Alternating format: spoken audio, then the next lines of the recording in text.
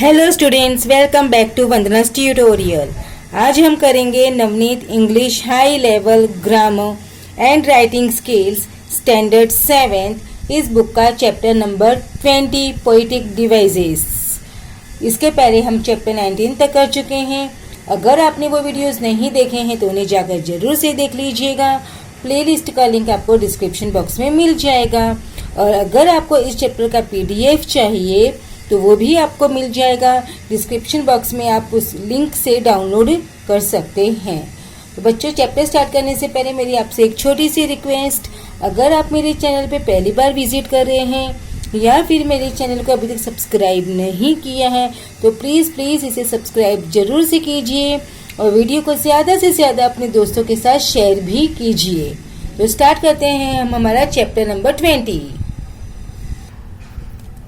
poetic devices, that is figures of speech.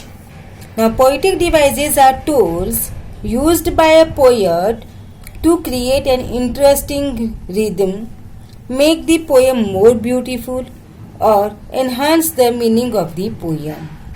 तो poetic devices क्या होते हैं बच्चों? पोएटिक डिवाइसेस वो टूल्स होते हैं जिससे जो पोएट होता है वो अपनी पोएम को क्या बनाता है, मोर ब्यूटीफुल बनाता है, इंटरेस्टिंग बनाता है और उसमें रिदम है वो क्रिएट करता है। और ये जब हम यूज़ करते हैं पोएटिक डिवाइसेस तो जो मीनिंग होता है पोएम का वो भी एनहांस हो जाता है, बढ़ जाता है। यानी कि जो वर्ड्स लिखे हुए हैं वो नहीं होकर जो पोएट कहना चाह रहा है उस पोएम के द्वारा वो हमें वो इजीली कन्वे कर सकता है। A figure of speech is one of the poetic devices used in a poem to make the language more effective and beautiful. तो फिगर ऑफ स्पीच है वो एक ऐसा ही पोएटिक डिवाइस है जिससे जो पोएट है वो अपनी लैंग्वेज को बहुत ज़्यादा इफेक्टिव बना सकता है, प्रभावी बना सकता है और सुंदर तरीके से वो पेश कर सकता है। हम इसको क्या कह सकते हैं बच्चों? ये जो फिगर ऑफ स्पीच है वो एक ऑर्नामेंट की तरह है लैंग्वेज को। जिस तरह से ऑर्नामेंट हमको क्या बनाता है, ब्यूटीफुल बनाता है, उसी तरह ये जो फिगर ऑफ स्पीच है वो क्या बनाता है, इंग्लिश लैंग्वेज को सुंदर बनाता है। तो यहाँ पे हमें कुछ फिगर ऑफ स्पीच दिए हैं। यहाँ पे हमें सिर्फ 5 फिगर्स ऑफ स्पीच दिए हैं जो हम पढ़ने वाले हैं, बट बहुत सारे फिगर्स ऑफ स्पीच हैं जो आपको हायर क्लासेस में आएंगे। तो फर्स्ट फिगर ऑफ स्पीच है एलिट्रेशन। तो एलिट्रेशन में क्या होता है ना बच्चों, एलिट्रेशन में जो सब सेम साउंड रिपीट होता है। जब हम कोई वर्ड्स बोलते हैं तो उस वर्ड का जो स्टार्टिंग का जो साउंड है अगर वो रिपीट हो रहा है तो वो क्या होता है, alliteration. When the same sound or letter occurs at the beginning of 2 or more words in the same line, the figure of speech is alliteration. जब सेम साउंड होता है या फिर सेम लेटर अकर होता है, कब? बिगिनिंग में, वर्ड्स के बिगिनिंग में। ये आपको ध्यान में रखना है, वर्ड्स के बिगिनिंग में तब क्या होता है, वो एलिट्रेशन होता है। वो example, A strong man struggling with the storms of fate. Stir, stir, stir. Same sound है वो क्या हो रहा है, रिपीट होता है। तो repetition of same sound that is ster, ST, ster and ster. तो ये हमारा क्या है, alliteration. Besides the lake, beneath the trees, below the bogs. तो below, बी, तो यहाँ पे क्या हो रहा है, बी का जो साउंड है वो रिपीट हो रहा है। 6 swans went swimming in the sea. स। तो क्या रिपीटेशन हो रहा है, रिपीटेशन ऑफ साउंड एस। जब भी रिपीटेशन होता है साउंड तो क्या होता है, वो एलिट्रेशन। बहुत इजी है ये figure of speech. Next is simile. Simile तो बहुत ही इजी है बच्चों। सिमिली में क्या होता है, कंपैरिजन होता है बिटवीन 2 डिफरेंट थिंग्स। जिसमें क्या होता है, कुछ तो कॉमन होता है। तो दो चीजों को कंपेयर करते हैं तो वो क्या होता है, सिमिली होता है। और जब से हम कंपैरिजन होता है टू थिंग्स में, तो we use word such as and like, या तो एज यूज करेंगे या फिर हम लाइक यूज करेंगे। तो सेंटेंस में कभी भी दो चीजों का कंपैरिजन है यूजिंग एस और लाइक, तो वो क्या होगा, हमारा सिमिली होगा। The word simile means likeness. A simile is a comparison between two different things which have something in common. A simile always has the words as or like. अगर sentence में as और like से comparison नहीं किया है तो वो हमारा सिमिली नहीं है। इट मीन्स वहाँ पे as और like होना कंपलसरी है, तभी ही वो सिमिली होगा। Example, the angry main road like a bull. The angry man की जो रोड है, एंग्री को किससे कंपेयर किया, बुल से, यूजिंग वर्ड लाइक, तो it's a simile. The monster was as tall as a tree. The monster और tree को क्या किया है, कंपेयर किया है कि वो ट्री के जितना टॉल था, यूजिंग वर्ड एज, तो क्या है ये, simile. She had a face as lovely as a flower. तो उसके फेस को किससे कंपेयर किया है, फ्लावर से, यूजिंग वर्ड एज, तो क्या बना हमारा, सिमिली। अंडरस्टूड। दो चीजों को, दो डिफरेंट चीजों को जब हम कंपेयर करते हैं यूजिंग वर्ड्स एज और लाइक, वो होता है simile. I hope it's clear. Now next is metaphor. अब मेटाफर में भी कंपैरिजन होता है, लेकिन हम उसमें सिमिली के जैसे एज और लाइक को यूज नहीं करते। Metaphor is an implied simile. क्या है वो, एक इम्प्लाइड सिमिली है। It is an implied comparison where one thing person is implicitly compare to another. जहां पर भी क्या होता है, कंपैरिजन ही होता है, लेकिन वर्ड को हम एज और लाइक लगा के यूज कंपेयर नहीं करते। He is a gem of a person. तो मतलब क्या हुआ, he is like a gem. Comparison किया है ही को किससे, जैम से कंपेयर किया है, लेकिन लाइक और एज वर्ड यूज नहीं किया है। तो he is like a jam, तो metaphor. Life is a dream. Life को कंपैरिजन किया है ड्रीम से, life is like a dream. Okay, life is a dream. Life and dream compare किया है विदाउट यूजिंग वर्ड एज और like, तो it's a metaphor. He is mere cog in the machine. तो क्या है, ही को कंपेयर किया है कॉग से, तो he is like a कॉग in the machine. Understood. Simile और मेटाफर में डिफरेंस है। सिमिली में हम एज और लाइक यूज करके कंपेयर करते हैं, और मेटाफर में वो क्या होता है, इम्प्लाइड सिमिली होता है, मतलब इम्प्लिसिटली हम कंपेयर करते हैं किसी दूसरे चीज से। It means we do not use word such as और like. Okay, now next is consonants. Now consonants भी बहुत इजी है। जैसे हमने पढ़ा एलिट्रेशन में, एलिट्रेशन में जो साउंड है वो स्टार्टिंग में रिपीट होता है, बट जो कॉन्सोनेंट्स हैं उसमें भी साउंड्स रिपीट होता है, लेकिन वो सेंटेंस के बीच में, वर्ड के बीच में, फ्रेज के बीच में भी अगर रिपीट हो रहा है तो वो कॉन्सोनेंट्स होता है। The jumpy bumpy road leading to dumps. अब इसमें साउंड अम्प देखो बीच में हो रहा है साउंड रिपीट, तो जरूरी नहीं है कॉन्सोनेंट्स में कि स्टार्टिंग में ही रिपीट हो, वो बीच में भी रिपीट हो सकता है। तो लंपी बम्पी डम्पी, तो repetition of the sound pitter patter, repetition of the sound प एंड टर, पी भी रिपीट हो रहा है एंड टर दोनों भी रिपीट हो रहा है। It will creep and beep while I sleep, eep eep eep. तो कौन सा साउंड रिपीट हो रहा है बच्चों, ईप का साउंड रिपीट हो रहा है। जैसे अभी मैंने आपको बताया, जो जरूरी नहीं है वो वर्ड के स्टार्टिंग का भी हो सकता है, वर्ड के बीच का भी हो सकता है और वर्ड का एंडिंग में भी हो सकता है. तो that is consonance. Now difference between consonants and alliteration. Consonants is a lot like a alliteration. आपको बताया मैंने. Except that the letters or sounds being repeated also can appear at the middle or at the end of the word. ये भी मैंने आपको बता दिया. Alliteration में स्टार्टिंग में ही रिपीट होता है, बट कॉन्सोनेंस है उसमें स्टार्टिंग में भी हो सकता है, मिडल में भी हो सकता है और एंड में भी हो सकता है. आई hope it's clear. She gave the shaggy dog a big hug. Repetition of the sound g at the beginning, g, g, g, and end of the words. Now onomatopoeia. अब onomatopoeia में क्या होता है बच्चे, जहाँ जो वर्ड्स इसमें use करते हैं अगर उसमें हमको साउंड रिफ्लेक्ट होता है, पता चलता है कि वो आवाज है, साउंड है, तो वो onomatopoeia होता है.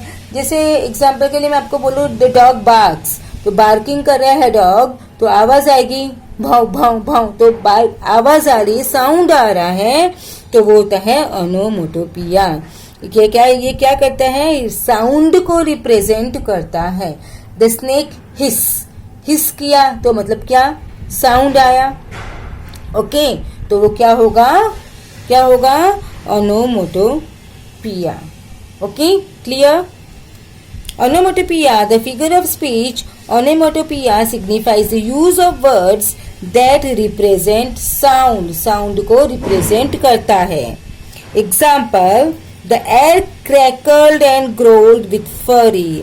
अब ये जो crackled and growled है वो किसको represent कर रहा है, क्या indicate कर रहा है, sound को indicate कर रहा है, आवाज indicate कर रहा है, तो वो क्या होगा, onomatopoeia. The horse clip-clopped along the road. तो clip-clopped मतलब क्या, आवाज, साउंड, तो वो क्या होगा, onomatopoeia.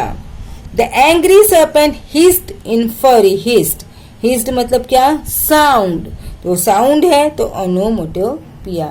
The bell rang मतलब बजना, घंटी बजी, तो क्या होगा, sound, onomatopoeia. I hope it's clear. पांचों फिगर ऑफ स्पीच. एलिट्रेशन में साउंड रिपीट होता है स्टार्टिंग का. सिमिली में कंपैरिजन होता है यूजिंग वर्ड लाइक और एस. मेटाफर में भी कंपैरिजन होता है but we don't use word such as like और एस.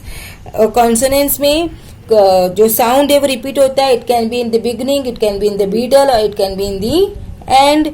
और ओनोमेटोपिया है वो क्या करता है, साउंड को रिप्रेजेंट करता है, आवाज आती है जिससे वो होता है onomatopoeia. I hope it's clear. Now we will do the exercise. इसका अगर आपको पीडीएफ चाहिए बच्चों तो आप डाउनलोड कर सकते हो. डिस्क्रिप्शन बॉक्स में मैं उसका लिंक प्रोवाइड कर दूंगी. Question, pick out and explain the figure of speech in the following lines. The first one has been done as an example. What is the past like to thee? An autumn evening soft and mild. यहाँ पर क्या है, past को किससे compare किया है, autumn से. Past को कंपेयर किया है ऑटम से, लेकिन यहाँ पर आप देखें ध्यान से लाइक और एज वर्ड यूज नहीं किया है, तो ये हमारा कौन सा फिगर ऑफ स्पीच है, metaphor. Here the past is implicitly compared to an autumn evening. Now next is green grass grow. Green grass grow. तो ग जो स्टार्टिंग का साउंड है बच्चों वो रिपीट हो रहा है.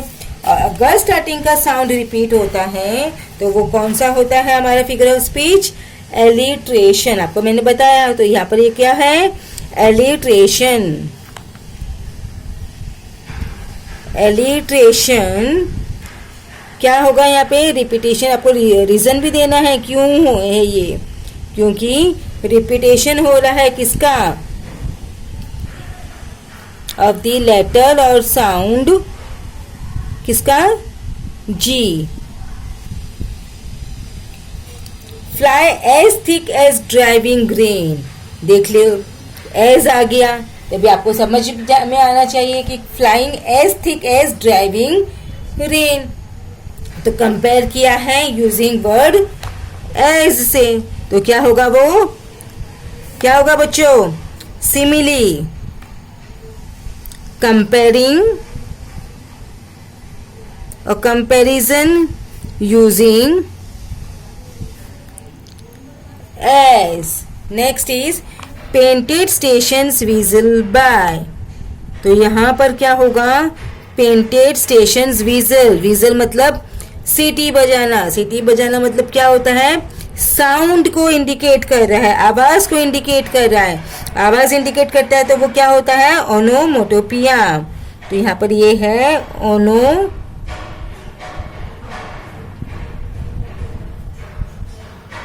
ओनोमोटोपिया। तो यहाँ पे हम रीजन क्या देंगे, vigil indicates sound. Next is yellow as honey, red as wine. Yellow as honey, red as wine. Comparison between yellow कैसा है, honey के जैसा, red कैसा है, wine के जैसा. Comparison है using word as. तो अब आपको समझ में आ ही गया होगा ये क्या होगा, simile. Comparison using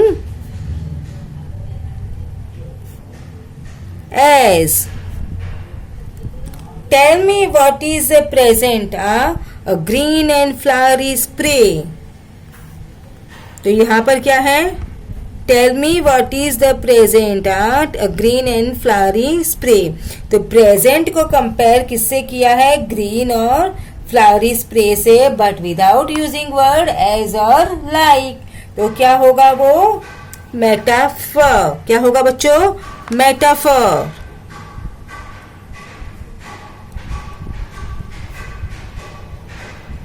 Here the present is implicitly compared to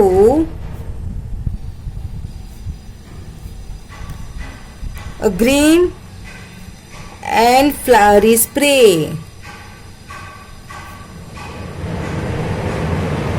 Next is her river silver pale. River silver pale. वर। तो बीच में का जो साउंड है वो रिपीट हो रहा है, तो क्या होता है वो, कॉन्सोनेंस। क्या होता है, कॉन्सोनेंस, क्योंकि वर का साउंड है वो रिपीट हो रहा है, तो होगा consonance.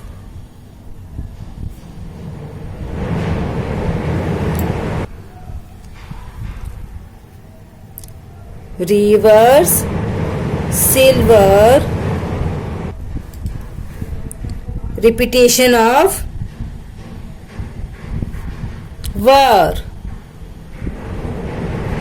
Next is her trembling legs like foamless seas. ल एंड ल, रिपीटेशन हो रहा है साउंड का, ल एंड ल। तो यहाँ पर क्या होगा, पहला एलिट्रेशन। तो हम फर्स्ट लिख लेते हैं यहाँ पर हमारा एलिट्रेशन। एलिट्रेशन मतलब क्या होगा, repetition of the letter L sound.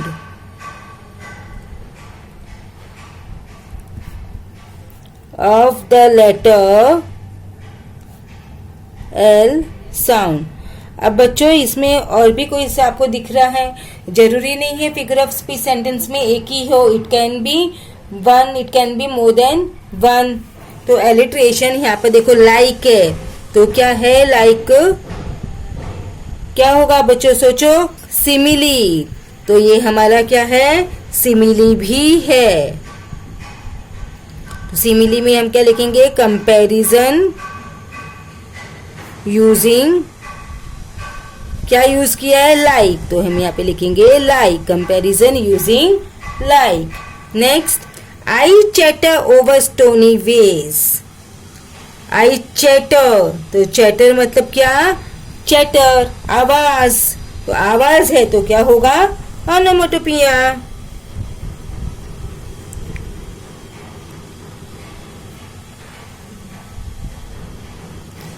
क्या होगा, chatter indicates sound.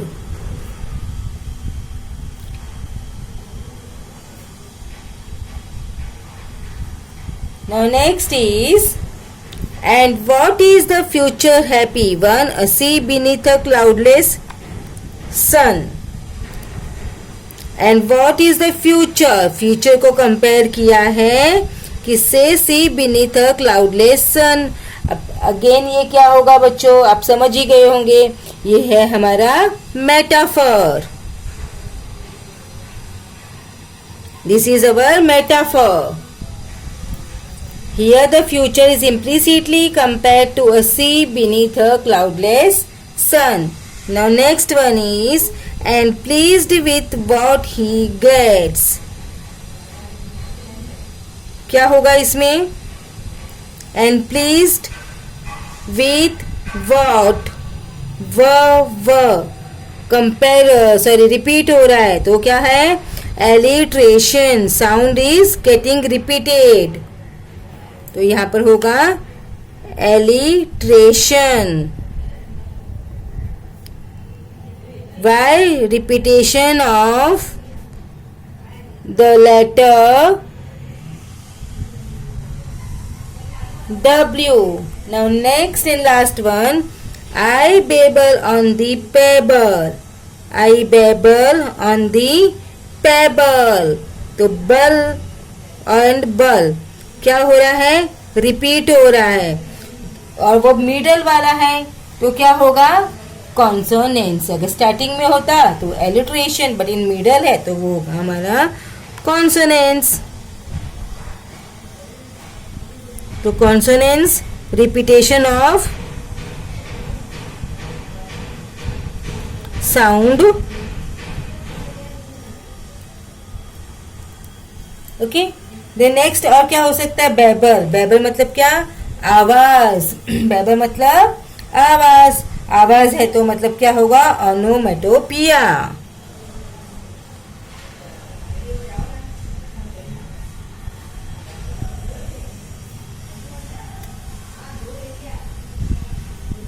Label indicates sound. तो बच्चों इसी के साथ में हमने हमारा चैप्टर नंबर 20 है वो फिनिश कर दिया. अब हम मिलेंगे नेक्स्ट वीडियो में चैप्टर नंबर 21 के साथ, जो कि है इस बुक का लास्ट चैप्टर. तब तक take care and keep watching Vandana's tutorial. Channel को सब्सक्राइब नहीं किया तो जल्दी से सब्सक्राइब कर लो और वीडियो को ज्यादा से ज्यादा अपने दोस्तों के साथ शेयर भी कर दो. So thank you once again.